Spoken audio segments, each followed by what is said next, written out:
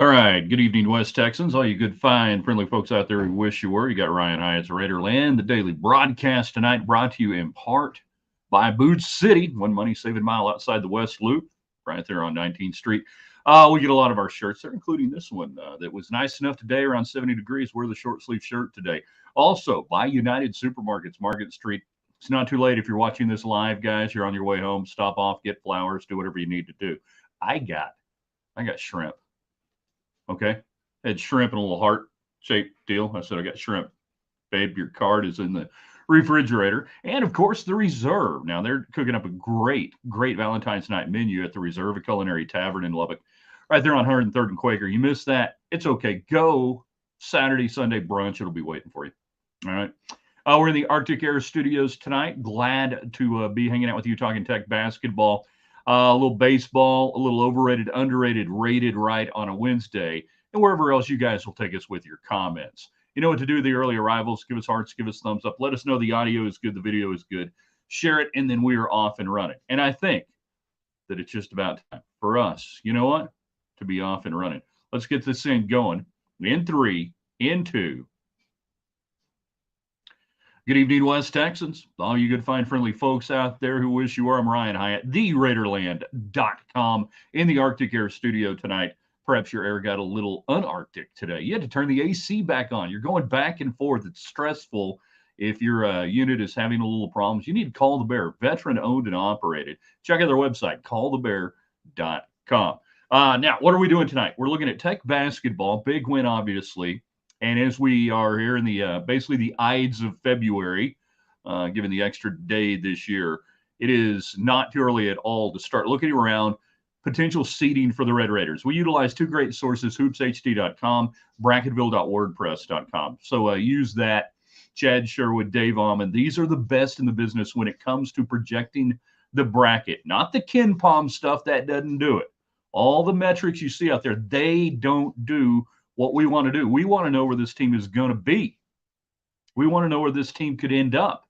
And who do we need to pay attention to? We'll also look at Tech baseball tonight. The season opener coming up on Friday evening there in Arlington against ninth-ranked Tennessee. And we know now the pitching matchup on one side of the ball for Tennessee, and it's not who we thought it was going to be. So we'll discuss that a little bit tonight, and then whatever else is on your mind. So fire away the comments. You can get us there on YouTube and on Twitter. Just fire your comments away, and we'll be looking for those as we go through tonight. So Randy wants to know, has there ever been a rookie Big 12 coach that received Big 12 Coach of the Year? Probably. Did Jerome Tang get Big 12 Coach of the Year his first year? I can't remember if he did. I don't pay attention to a lot of those things when it comes to awards and that type of deal. But I would say most recently, if anybody had a shot, it might have been Jerome just a couple of years ago there with Kansas State. That's probably happened. It's probably happened. And if you can finish top 3 in the league, if you're Texas Tech, I would think they would have to look seriously at Grant McCasland on that. So who are the teams we're looking at right now? Let's go to hoopshd.com first. And Texas Tech right now is on the 7 line. This is after the win there against Kansas.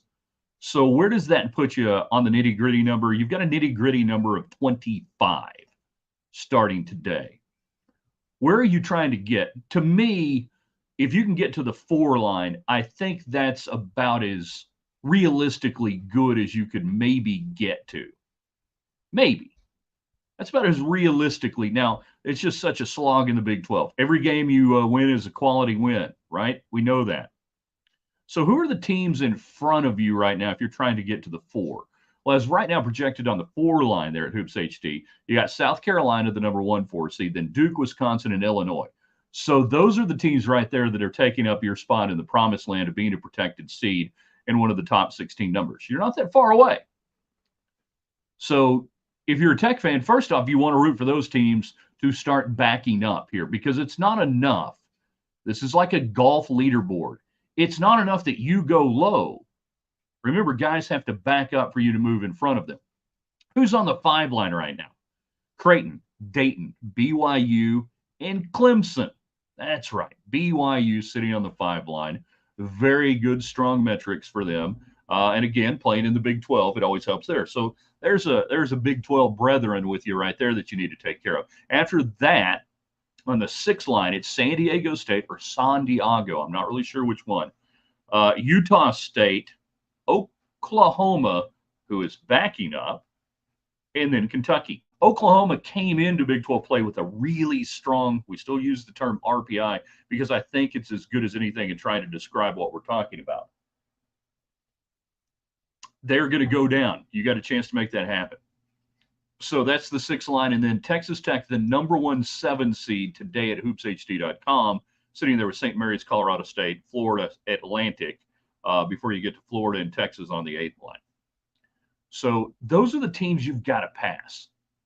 It can be done. You've got to win these games. But as you look around, you can go to hoopshd.com, look at the nitty-gritty rankings, look at those teams. That's who you start to pay attention to.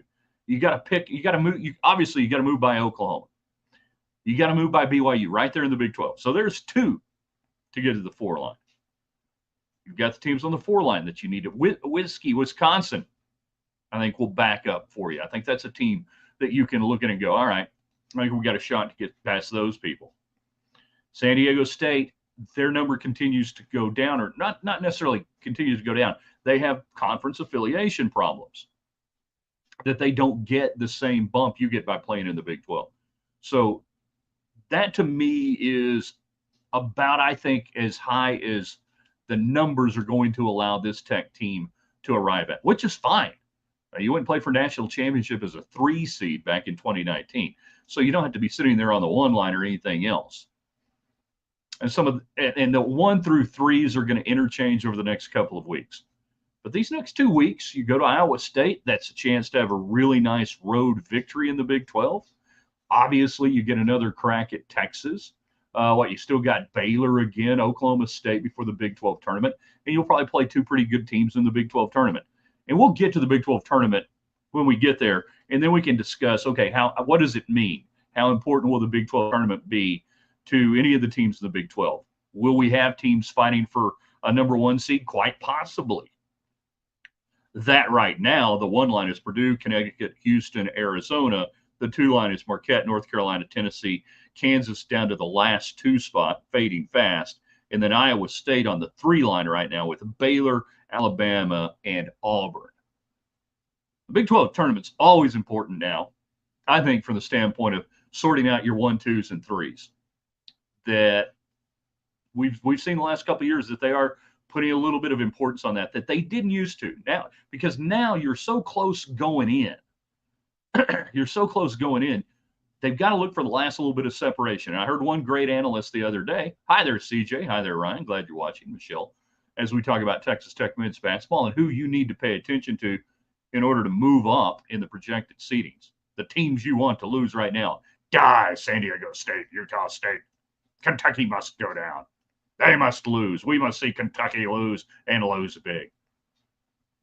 So the Big 12 tournament is going to matter. Now, you're not going to go from a 6 seed to a 3 seed. No. But there'll be seed line movement on that. We'll get your comments in thanks to United Supermarkets and Market Street. You guys can join us whether you're on Twitter, whether you're on Facebook, YouTube Live as well. Glad to have you out there here on Valentine's evening as we're looking at Texas Tech basketball. Thoughts, comments, and questions on that as you revel in the victory over Kansas, the demolition of Kansas. I love it when you're trying to come up with exciting action verbs to describe what took place. Not just beats Kansas. I mean, donkey stomp, that probably come in pretty good on that one, I think. A lot of different deals. Tech baseball, obviously getting ready today. Tim Tadlock talking to the media for a little bit earlier today. No players were made available. And really no real news coming out of this. It wasn't like he sat there and gave you the lineup, gave you what, we expect to see. Tomorrow when Texas Tech issues, it'll either be tomorrow at some point when they go to Arlington to open up the season or early Friday. We'll get the rotation, the projected rotation, and we'll get to see who gets the ball first time out for the Red Raiders. I'm with you guys. I'm excited to see this team on the field because there are a lot of questions. There are a lot of returners, but there are still a lot of questions on what roles are going to be sorted out. You got Gage Harrelson coming back, one of the top freshmen in the league last year. He's not fighting to be on the field, but he may have a battle on his hands in center field, might end up someplace else. You had Tracer Lopez, one of the best shortstops in the Big 12 last year, fielding the baseball. He's over at second base now because of TJ Pompey, one of the most highly recruited, highly regarded freshmen coming into college baseball this year. He'll take over at short to watch that. You got Bazell going back behind the plate, where he's a future, not just a Major League Baseball prospect, but he'll get paid money to play catcher at the next level. And that's one of the reasons why I'm going to say this right now. We get caught up in the transfer portal and who left and who went to Arkansas and who did what. Really didn't bother me that much. And I think you may have seen a situation where your previous catcher was sitting there looking at, I don't want to split time. I don't want to move to a corner. I want to be a catcher every day. And so there you go. Now, Alan says, I expect to see multi-decade pitcher TBA, yes, to get a call-up on Sunday. Definitely Sunday, I think it'll be TBA. I think they'll release who the starter is going to be tomorrow going into the weekend. And I'm as interested to see how the arms shake out for Texas Tech as much as anybody else. The roles and what they do. And this is always a Tim Tadlock tradition, you might say, that he does a great job of letting teams sort themselves out, giving them every opportunity to find roles. Can we just right now have a simultaneous sip, everybody? Here's to hopefully arms being healthy all year long. So I mentioned Tennessee. By the way, former Red Raider pitching coach, UT pitching coach, Oklahoma State head coach, Houston, and now Tennessee pitching coach Frank Anderson going up against the Red Raiders this weekend. So if you have fond memories of Frank Anderson, and this is really bad. Tony Vitello, he's a hothead when Frank Anderson is the good cop at Tennessee. When he's like the Larry Hayes to Frank Anderson back in the day, that tells you about Tony Vitello.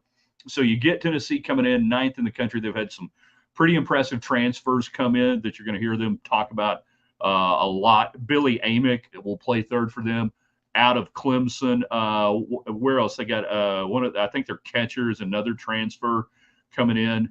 We were expecting Drew Beam, junior right-hander, to get the ball to start. 9-4, 3.63. We find out late today that it's going to be not him, but A.J. Russell, a sophomore. Now, Russell was projected to be in the rotation for Tennessee. And this is, again, where we're starting to see more and more, and it's going to start off right here, that your Saturday guy is your old Friday guy. That more and more teams are throwing their dominant, shutdown, proven number one guy, not on Fridays, but on Saturday for a lot of different reasons. You're either going for, win the series, or you lost on Friday. You're trying to even it up and give yourself a chance. But Saturday's the new Friday.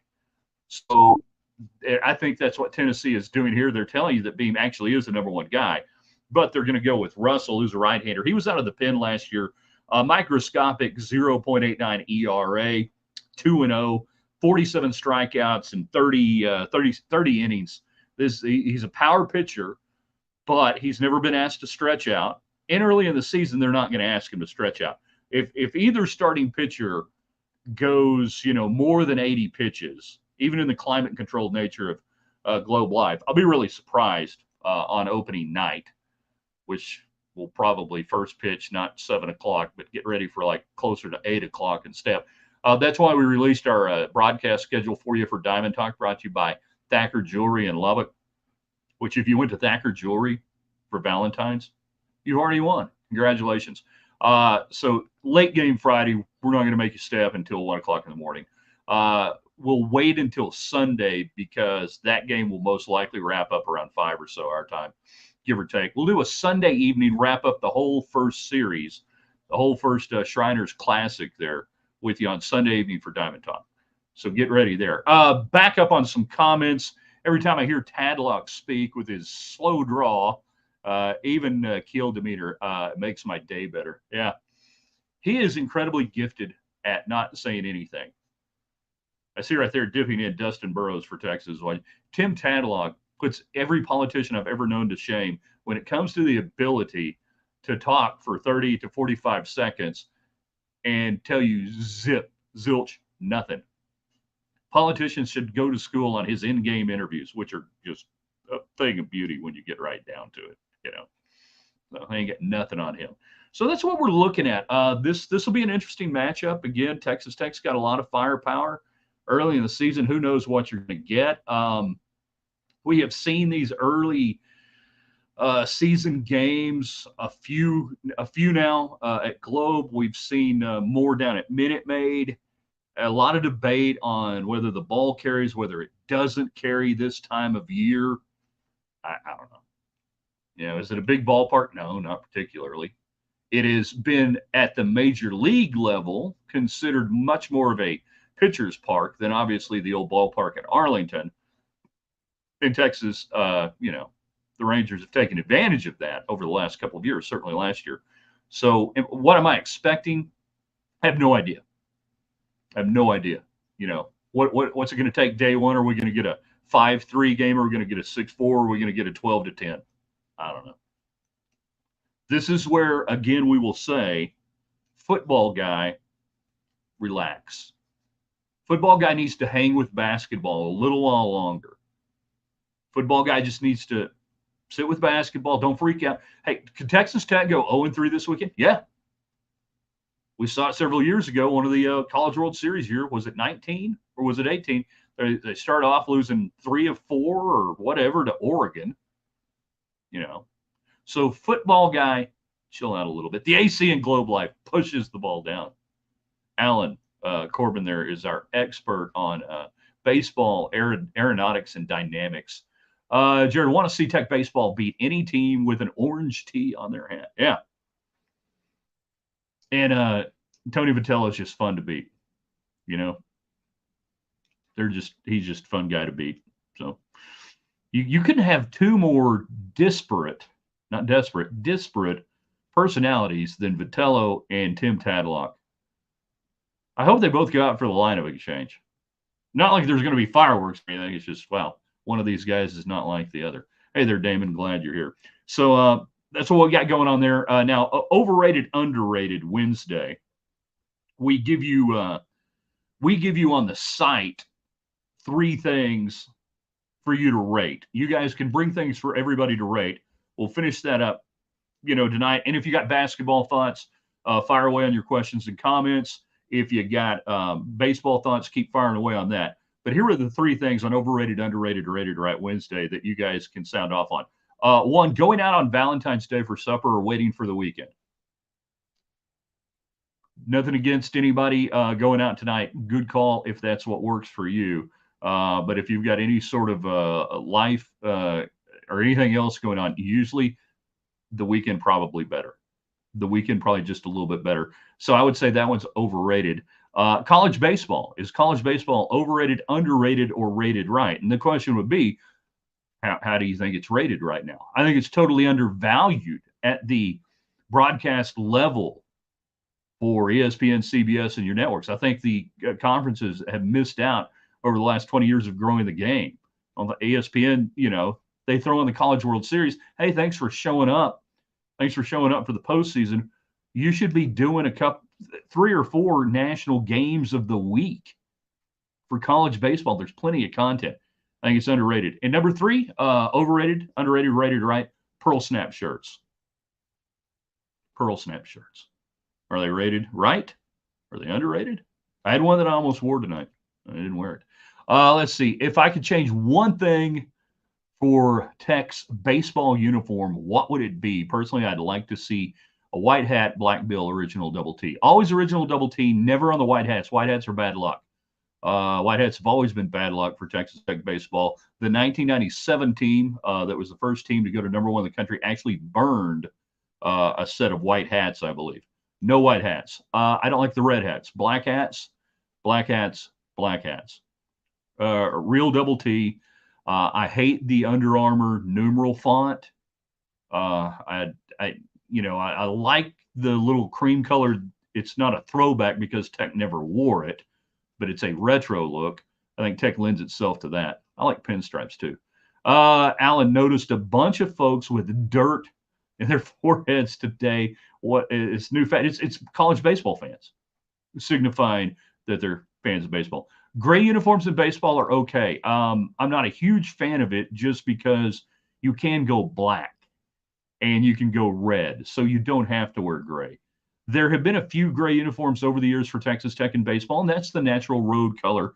Baseball is different. Everybody has a set of grays, so that's a little bit different from basketball or anything else. So it is permissible in baseball just because the nature of the sport. Baseball tradition, we allow that. But a lot of them just haven't been really good uniforms. Either Patsy, glad you're watching. So yeah, those are the overrated, underrated, rated right things. So you can always bring things to us on Wednesday nights and ask us to rate it, whether it is overrated, underrated, or rated just right. Some things are rated just right. Some things are underrated, and some things obviously are overrated. But yeah, Alan, I think that's obviously what that was. It's college baseball fans signaling that they're ready. I always appreciate the folks who do that if that is their chosen path and what they want to do, and love it when TV anchors. Shout out Laura Ingraham on Fox wearing her ashes today. I love it when the TV anchors go ahead and do that. It was strictly verboten years ago. I think one of the first ones I saw nationally do it was Martha McCallum. Actually, I hate it when people say actually. She actually did it several years ago. Martha McCallum did, and then we forgive her because her son went to Notre Dame, and that's all becoming quite clear. Anybody out there before we go tonight with big Valentine plans? How are we doing out there, guys? Did we do good today? Everything good? Bally Sports going to do a free weekend for streaming? No, I don't believe so. I think this is Flow Sports. Flow Sports and not Bally. Yeah, I don't think they're doing a free streaming weekend by any stretch. If you're looking for a place to watch it in the Hubaplex, you can watch it at watch the baseball games at the Reserve at Culinary Tavern on 103rd and Quaker. Also, Gators Bayou on 90th and Slide will have all the baseball games for you. And here's the cool thing they do. They turn on the sound to the game so you can actually hear what's going on. Damon Regino Barbecue having prime rib every night this week. Over, under, or rated just right. If they're having it every night this week, underrated. Anytime you can get Olton, Texas barbecue, you know it's going to be good. You don't even have to ask questions. Really doing it every night this week. That's big time right there. Just hoping to meet the minimum Valentine's Day expectation. I think for a lot of couples, the longer it goes on Valentine's Day is not something you just ignore, but there become a lot more, I believe, important holidays out there. Your anniversary, I think, should supersede that. You know, birthdays, Christmas, things that Valentine's Day just become not a hassle, not by any stretch of the imagination. But certainly, like I said, if you got a busy family and everything else, and you throw that out on Wednesday, hey, come on now. We're just happy we're all eating in the same house on the same evening. Early on, the pressure, Valentine's Day can get to you. I made rookie mistakes. Some of you younger guys will make rookie mistakes. It does happen. Wife gifted me steak tonight for Valentine's. Saved for 2 months. Steak was great. Good call. What do you do? A little ribeye action? T-bone? Porterhouse? Yeah, years ago, early 90s. So I'm in, it's Valentine's, and I'm a young man. And we were in Austin, Texas for the Lady Raider basketball. And I was dating a couple of different young ladies at the time. Get the old credit card out, call up the flower shop, and hey, let's get some flowers delivered to these nice young ladies. I think it'll look good with me on the road. Pro tip. If you are sending flowers to multiple young lovelies, don't use the same shop because the odds go up exponentially of wrong person getting wrong note. Hi there. Yeah, and that was good. That was good. Needless to say, after that week, I was dating a fewer young ladies at the time. So looking back, it probably saved me who knows how much money, In the long run, it winnowed the field down. But it was a classic rookie mistake, which I was chided for. So don't do that. Marky Mark has the dirt on too. He's probably a Boston College fan. Could be possible.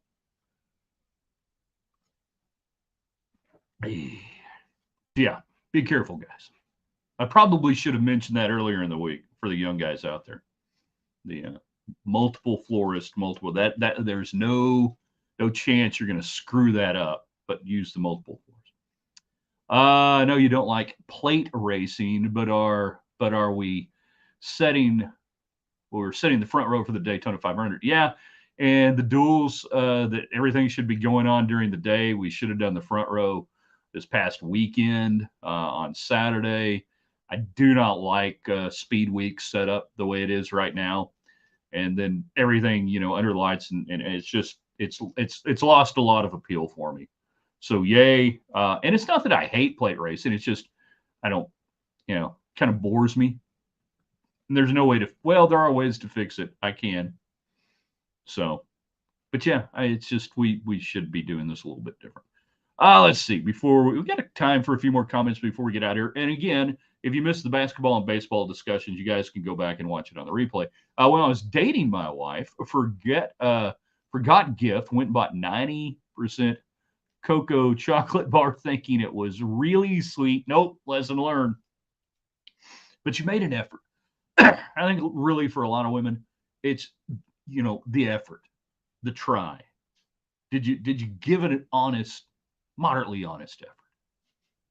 You go from there. It's really, it's really all on the dude, the way it's set up right now.